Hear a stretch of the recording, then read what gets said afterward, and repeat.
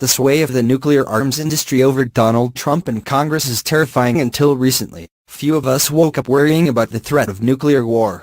Such dangers seemed like Cold War relics, associated with outmoded practices like building fallout shelters and duck and cover drills. But give Donald Trump credit, when it comes to nukes, he has gotten our attention. He has prompted renewed concern, if not outright alarm, about the possibility that such weaponry could actually be used for the first time since the 6th and 9th of August 1945. That is what happens when the man in the Oval Office begins threatening to rain fire and fury like the world has never seen on another country, or, as he did in his presidential campaign, claim cryptically that, when it comes to nuclear weapons, the devastation is very important to me. Trump's pronouncements are at least as unnerving as President Ronald Reagan's infamous joke that we begin bombing the Soviet Union in 5 minutes, or the comment of a Reagan aide that, with enough shovels, the United States could survive a superpower nuclear exchange. Whether in the 1980s or today, a tough guy attitude on nuclear weapons, combined with an apparent ignorance about their world-ending potential, adds up to a toxic brew. An unprecedented global anti-nuclear movement spearheaded by the European Nuclear Disarmament Campaign and, in the United States, the Nuclear Freeze Campaign helped turn President Reagan around, so much so that he later agreed to substantial nuclear cuts and acknowledged that a nuclear war cannot be won and must never be fought. It remains to be seen whether anything could similarly influence Donald Trump. One thing is certain, however: the president has plenty of nuclear weapons to back up his aggressive rhetoric. More than 4,000 in the active U.S. stockpile, when a mere handful could obliterate North Korea at the cost of millions of lives. Indeed, a few hundred nuclear warheads could do the same for even the largest of nations. Those 4,000, if ever used, could essentially destroy the planet. In other words, in every sense of the term, our nuclear arsenal already represents overkill on an almost unimaginable scale. Independent experts from U.S. war colleges suggest that about 300 warheads would be more than enough to deter any country from launching a nuclear attack on the United States. Despite this, Donald Trump is all in and more on the Pentagon's plan developed under Barack Obama to build a new generation of nuclear-armed bombers, submarines, and missiles, as well as new generations of warheads to go with them. The cost of this modernization program? The Congressional Budget Office recently pegged it at $1.7 trillion over the next 3 decades, adjusted for inflation. As Derek Johnson, director of the anti-nuclear organization Global Zero, has noted, that as money we don't have for an arsenal we don't need. Why the desire for so many nukes? There is, in fact, a dirty little secret behind the massive U.S. arsenal. It has more to do with the power and profits of weapons makers than it does with any imaginable strategic considerations. It may not surprise you to learn that there is nothing new about the influence the nuclear weapons lobby has over Pentagon spending priorities. The successful machinations of the makers of strategic bombers and intercontinental ballistic missiles, intended to keep tax dollars flowing their way, date back to the dawn of the nuclear age and are the primary reason President Dwight D. Eisenhower coined the term military-industrial complex and warned of its dangers in his 1961 farewell address. Without the development of such weapons, that complex simply would not exist in its present form.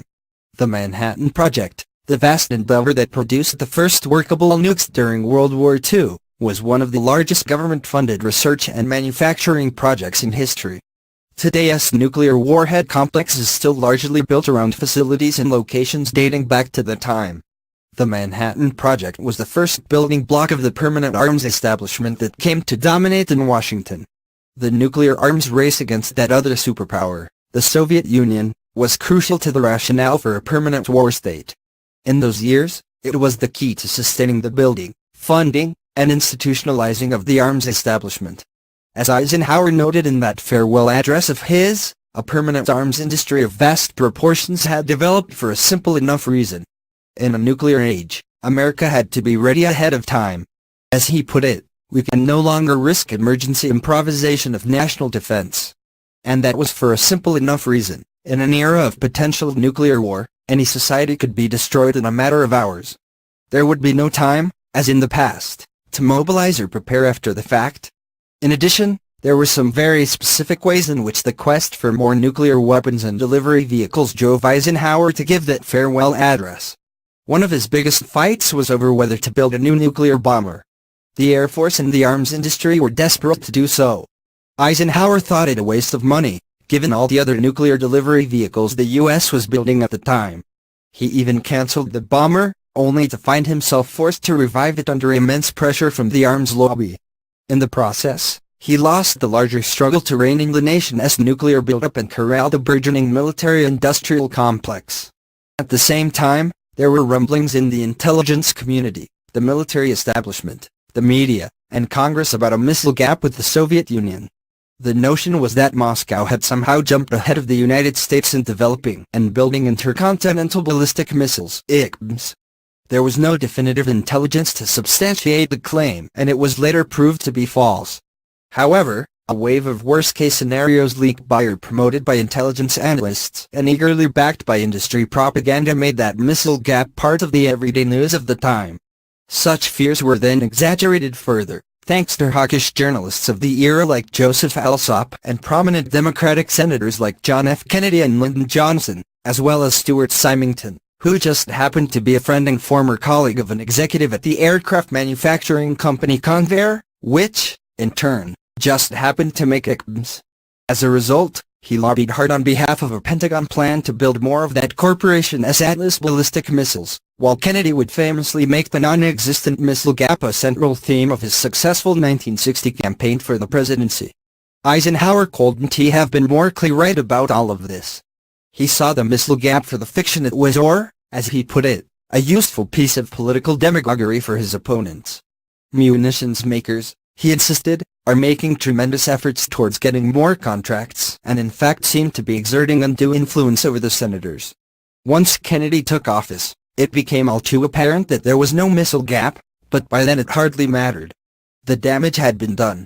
Billions of dollars more were flowing into the nuclear industrial complex to build up an American arsenal of ICBMs already unmatched on the planet. The techniques that the arms lobby and its allies in government used more than half a century ago to promote sky-high nuclear weapons spending continue to be wielded to this day. The 21st century arms complex employs tools of influence that Kennedy and his compatriots would have found familiar indeed, including millions of dollars in campaign contributions that flow to members of Congress and the continual employment of 700 to 1,000 lobbyists to influence them. That's nearly 2 arms lobbyists for every member of Congress. Much of this sort of activity remains focused on ensuring that nuclear weapons of all types are amply financed and that the funding for the new generations of the bombers, submarines, and missiles that will deliver them stays on track. When traditional lobbying methods don't get the job done, the industry's argument of last resort is jobs, in particular, jobs in the states and districts of key members of Congress. This process is aided by the fact that nuclear weapons facilities are spread remarkably widely across the country. There are labs in California and New Mexico, a testing and research site in Nevada, a warhead assembly and disassembly plant in Texas, a factory in Kansas City, Missouri, that builds non-nuclear parts for such weapons, and a plant in Oak Ridge, Tennessee, that produces weapon-grade uranium. There are factories or bases for ICBMs, bombers, and ballistic missile submarines in Connecticut, Georgia, Washington State, California, Ohio, Massachusetts, Louisiana, North Dakota, and Wyoming. Such a nuclear geography ensures that a striking number of congressional representatives will automatically favor more spending on nuclear weapons. In reality, the jobs argument is deeply flawed. As the experts know, virtually any other activity into which such funding flowed would create significantly more jobs than Pentagon spending. A study by economists at the University of Massachusetts, for example, found infrastructure investment would create 1.5 times as many jobs as Pentagon funding, and education spending twice as many. In most cases it hasn't seemed to matter that the jobs claims for weapons spending are grotesquely exaggerated and better alternatives litter the landscape. The argument remains remarkably potent in states and communities that are particularly dependent on the Pentagon. Perhaps unsurprisingly, members of Congress from such areas are disproportionately represented on the committees that decide how much will be spent on nuclear and conventional weaponry. Another way the nuclear weapons industry and the rest of the military-industrial complex tries to control and focus public debate is by funding hawkish think tanks. The advantage to weapons makers is that those institutions and their experts can serve as front groups while posing as objective policy analysts. Think of it as intellectual money laundering. one of the most effective industry-funded think tanks in terms of promoting costly, ill-advised policies has undoubtedly been Frank Gaffney's Center for Security Policy. In 1983, when President Ronald Reagan first announced his Strategic Defense Initiative, also known as Star Wars, the high-tech space weapons system that was either meant to defend the country against a future Soviet first strike or, depending on how you looked at it, free the country to use its nuclear weapons without fear of retaliation, Gaffney was its biggest booster.